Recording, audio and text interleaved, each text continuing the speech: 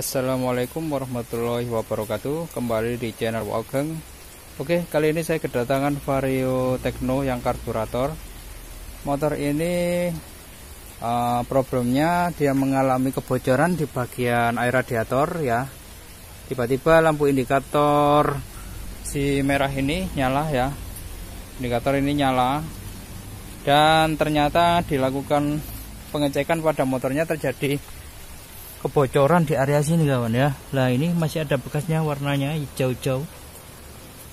Sorry miring ya. Nah ini ya. Dan nggak usah tak isi lagi lah, mau sudah kelihatan kalau memang bocor ya. Dan dipastikan juga bocornya itu di area bagian sini ya. Kalau di area bagian sini itu biasanya itu seal water pump ya yang bocor itu. Seal water pump kita harus bongkar ya. Dan juga beliau berpesan memang motor ini sebenarnya sudah ngebul dikit-dikit ya. Nah karena apa? Kondisi motor ini padahal beliau ganti oli itu rutin ya. Ganti oli rutin setiap kilometer 2500. Nggak sampai 2500 km ya, itu beliau sudah mengganti oli. Tapi kenapa kok oli itu sering berkurang gitu loh kawan ya, sampai pernah kehabisan gitu loh ya. Dan motor ini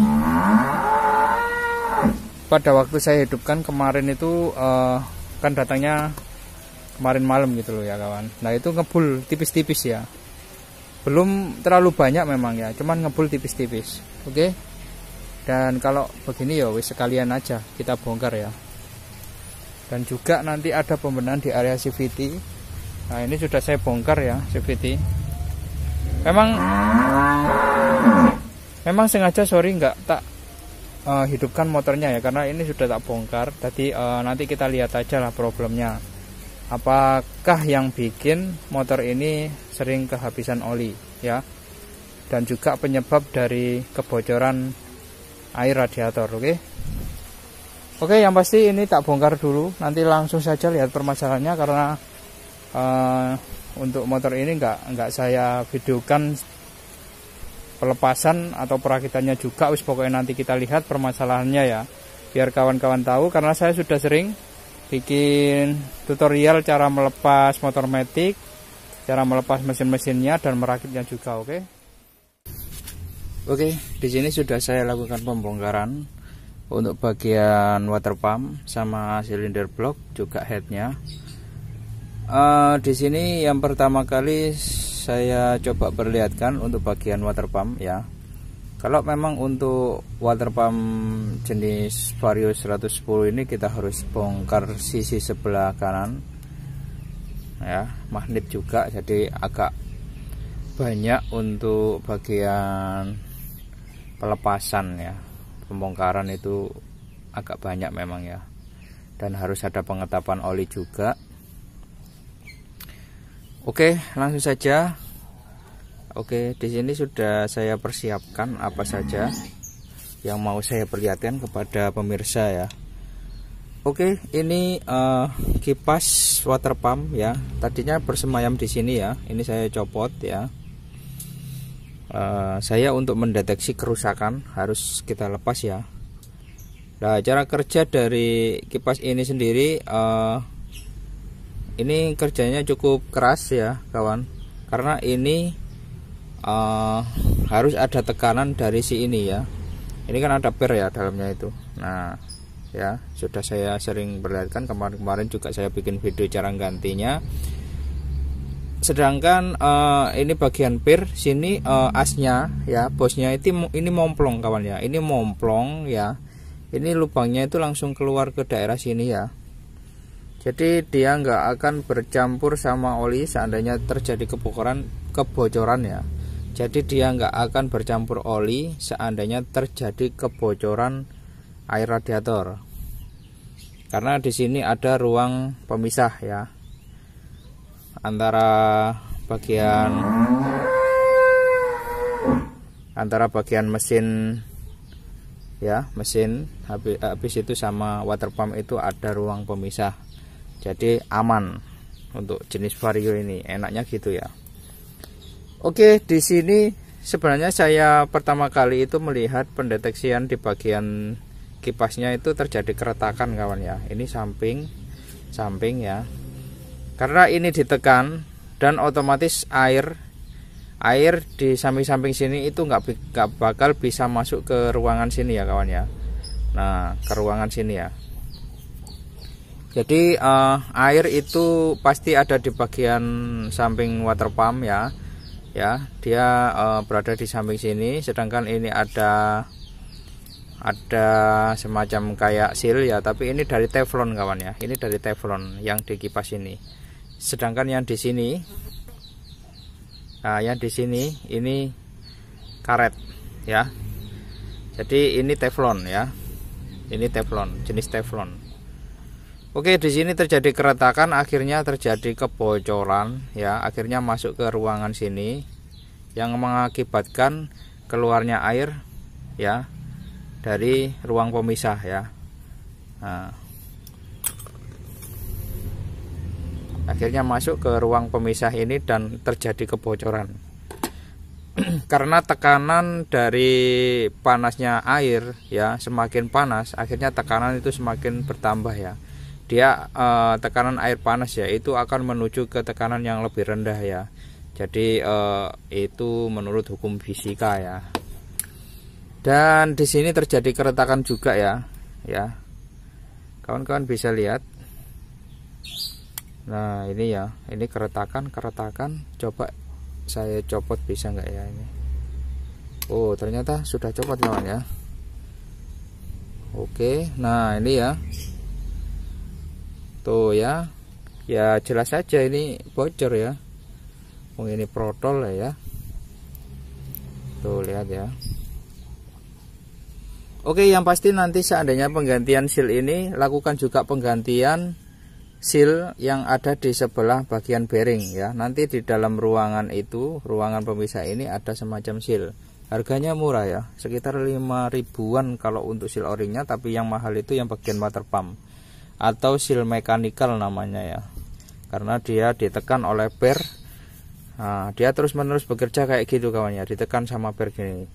Jadi seandainya pernah terjadi kehabisan air, itu berakibat fatal karena dia nggak ada pelumasan sama sekali ya. Jadi ini pelumasannya dia sama air ya. Jadi jangan sampai intinya itu kering ya. Kalau kering panas kan akhirnya terjadi kayak gini nih ya. Karena motor ini dulunya itu sering kehabisan air radiator. Oke, ini untuk seal water pump ya. Ini nanti untuk penggantian seal ini juga magnet ya, harus kita ganti juga. Oke, di bagian piston. Oke, sebentar tak ambilkan bloknya dulu, silinder blok. Oke, untuk bagian silinder blok di sini saya menemukan, ini kelihatan nggak ya kawan ya? Aku kok mesti ya kayak gini ya. Kalau silinder blok itu susah untuk mendeteksi dari kamera ya. Oke, yang saya temukan di sini terjadi garis-garis ya, banyak garis-garis. Nah, ini kalau saya rabak ini itu ada jelegong kawan ya. Ini yang paling fatal, ini paling parah ya menurut saya. Nah, ini garisnya lurus ke bawah itu banyak sekali ya. Ya otomatis terjadi kebocoran juga ya, yang pasti. Terus ini yang bagian bawah ya. Untuk yang bagian atas juga ada ini ya. Wah, banyak sekali ya kawan, ternyata ya ini ya. Ya ini jelegong kawan ya, ini jelegong garis ini. Kalau saya rasakan pakai alat kayak gini lah, ini kalau saya rasakan itu ada gerjel-gerjel, ada kayak hambatan gitu loh kawan ya. Oke, ini untuk bagian silinder bloknya ya. Untuk bagian pistonnya sendiri, ini motor sudah oversize 25 ya. Nah, ini sudah oversize 25 kawan. Nah ya, oversize-nya sudah 25. Jadi motor ini pernah terjadi penggantian piston atau dinamakan oversize lanjut ya. Oke. Kalau skatepad saya ini tertera 50, kan standarnya 50, tapi memang segitu memang ya, biasanya gitu. Kalau skatepad saya mungkin kurang akurat ya. Oke, saya coba bersihkan dulu sebentar. Untuk bagian penampakan dinding dari pistonnya sendiri ini terjadi kebocoran pembakaran ya. Kawan-kawan bisa lihat ya, kayak gini ini terjadi kebocoran pembakaran ya. Ya, ini terjadi kekosongan ya. Oke, kawan-kawan yang belum tahu, untuk piston Vario 110 ya seperti ini untuk penampakannya.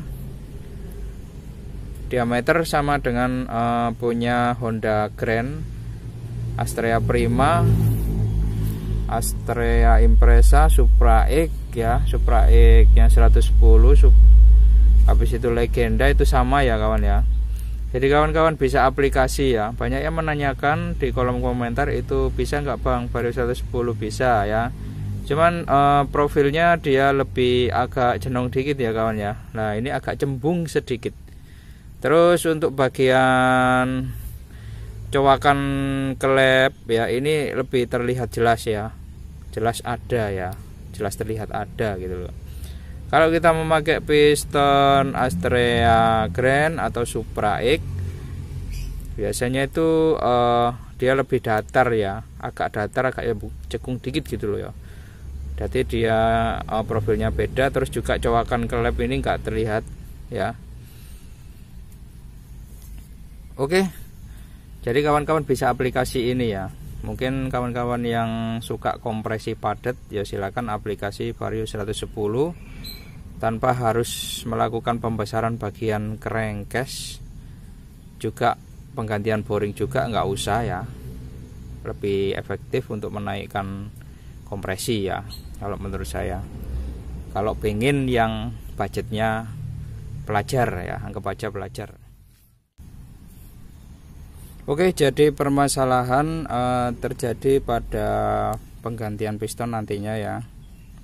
Jadi permasalahan ini pada piston ya, sudah ada kebocoran di bagian kompresi ya. Karena yang paling parah itu pada bagian boring ya. Boringnya itu banyak yang bergaris dan garisnya itu dalam ya. Sehingga walaupun gapnya dari gap si ring piston ini dia tipis ya, atau masih apa namanya, dari standarnya ya, dari maksimum dari standarnya, itu pun bakal terjadi kebocoran pembakaran ya, karena bagian boring itu sudah bergaris ya kawan ya, dan cukup dalam ya, walaupun gapnya tipis banget ya, walaupun gap dari ring piston ini dekat, dia nggak bisa apa namanya membilas dengan maksimal gitu loh ya kawan ya, karena bagian garis itu tetap terjadi kebocoran. Oke, di bagian ini sudah pasti nanti terjadi kolter ya. Dan untuk bagian klep sendiri ini kalau pengecekan seperti biasa, lakukan pengecekan pada bos klepnya ya. Nah ini klep ya kawan ya, klep. Nah ini keraknya itu banyak sekali di bagian out ya, atau klep kecil ya. Kok nggak bisa fokus ya, mungkin terlalu jelek ya tangani lah. Oke, bagian keraknya ya banyak sekali ya kawan ya. Yang ini masih bersih ya, tuh masih bersih tuh. Ini masih oke ini ya, yang ini nih. Terus juga lakukan pengecekan pada bagian batang dari klep. Kalau batang mengalami keausan ya, bagian batang mengalami keausan, atau ada garis yang terlalu dalam, itu sebaiknya kita ganti aja ya kawan ya. Karena bagian seal ini dia nggak mampu membilas oli dengan penuh akhirnya. Nah ini kayak seperti ini ya. Ini kan akhirnya masuk ke sini, dia ikut kebakar, akhirnya terjadi keluar asap biasanya gitu ya. Jadi kalau kita raba aja gini, ini seal klepnya itu sudah pernah diganti, dan coba saya rasakan gini kalau saya tarik-tarik ya. Nah ini kok coba saya tarik-tarik gini, kalau ada hambatan kayak grenjel gitu ya, itu ada baiknya wis mending diganti aja ya kawan ya. Secara pengecekan kayak gini aja ya, secara simpelnya saja ya. Ini kita masukkan ya, atau bisa kita tandai juga ya. Nah untuk cara kerja dari klep sendiri kan membuka kayak gini ya, dan dia membuka kemungkinan cuman segini ya, cuman kurang lebih hanya 2 milian segini ya. Jadi nggak sampai penuh gini, nggak sampai ya, dia cuman membuka segini gitu dok ya, dek dek dek dek dek, dek gitu ya. Nah ini kita lihat seal klep itu ada kemungkinan di area sini saja ya cara kerjanya. Nah ya cuman mentok di sini ya. Ini kalau kita lihat dia mentoknya itu di sini. Nah ya ini kelihatan pembilasan ya. Jadi nggak sampai penuh gini ya kawan, nggak sampai penuh gini ya, cuman hanya beberapa sini ya. Nah ya oke, dan kita setelah kita lakukan penerawangan seperti itu tadi ya. Nah ini kelihatan pembilasannya di area sini. Ini kita raba segini aja wis, nggak usah banyak-banyak ya. Ini kalau kerasa ada kayak grenjel-grenjel mending diganti aja ya. Dan lakukan penerawangan juga ya. Jadi jangan langsung diraba dulu, kita lakukan penerawangan apakah terjadi ada garis ya, apakah ada garis atau enggak ya. Nah, ini aman aja lah, ini tak pakai lagi untuk in. Untuk outnya ini sama ya, pembilasan dilakukan di sini, cuman di sini aja.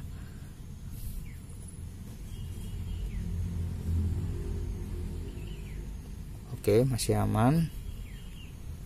Dan memang ada sedikit garis di garis ya, tapi nggak terlalu dalam ini. Setelah itu kita lakukan pengecekan pada bos klep. Nah ini nanti kita bisa lihat, kita keluarkan dikit gini ya, segini aja kawan ya, nggak usah banyak-banyak ya, sedikit aja. Kita goyang ke sana ke sini ya, tadi kita goyang. Kalau ada dikit gitu aja ya, dikit ya, hanya beberapa mungkin setengah mili, itu nggak usah, nggak ada masalah, tadi aman untuk bos klepnya ya. Untuk yang in aman, ini untuk yang X. Nah ini untuk yang X ya. Nah banyak sekali ya.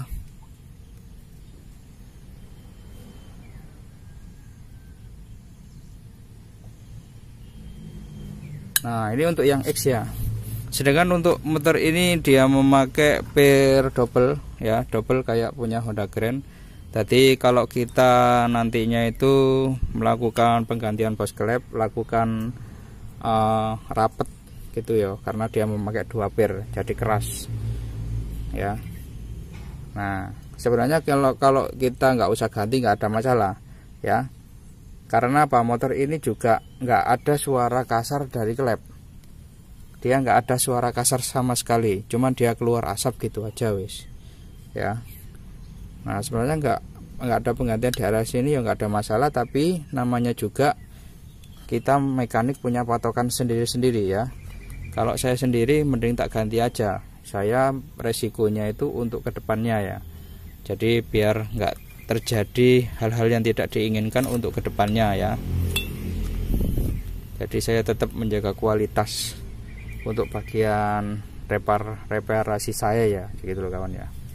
Oke, piston oversize 50 nantinya. Terus untuk bagian klep ini nggak tak ganti ya, cuman nanti bos klepnya yang kecil atau yang out itu saya perbaiki ya.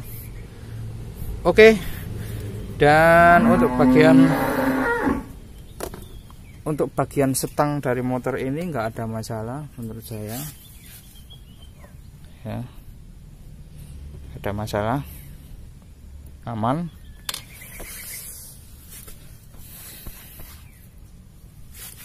Jadi sorry ya kawan ya, nggak tak videokan untuk pembongkaran karena saya sudah sering bikin tutorialnya kayak gitu ya. Nah, biar nggak numpuk nanti ya. Juga pekerjaan biar terlalu cepet, saya nggak ada temennya ya. Saya cuma nanti intinya bahas pokok permasalahan atau problem yang terjadi pada motor ini, oke?